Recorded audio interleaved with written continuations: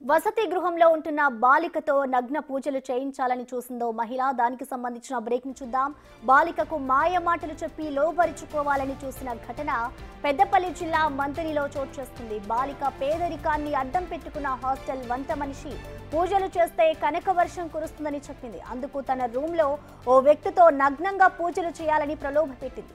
మహిళ మాటలకు భయపడ్డ ఆ బాలిక హాస్టల్ నుంచి వెళ్లిపోయి సమీప బంధువుల ఇంట్లో తలదాచుకుంది. విషయం తెలుసుకున్న బాలిక తల్లిదండ్రులు పోలీసులకు ఫిర్యాదు చేశారు. దీంతో పోక్సో కేసు కింద పోలీసులు కేసు నమోదు చేసి దర్యాప్తు చేస్తున్నారు.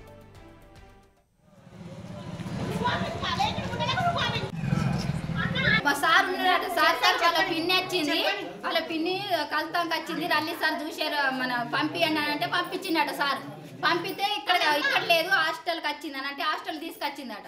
హాస్టల్ తీసుకొస్తే చూసిందట, అమ్మమ్మ ఏది మా పిన్ని రాలే కదంటే లోపలి మీ పిన్ని రాలే, ఎవరు రాలే అన్నట్ట లోపల తీసుకెళ్ళిందట. ఇంట్లోకి తీసుకెళ్ళినాక తలుపులు డోర్లు వేసిందట.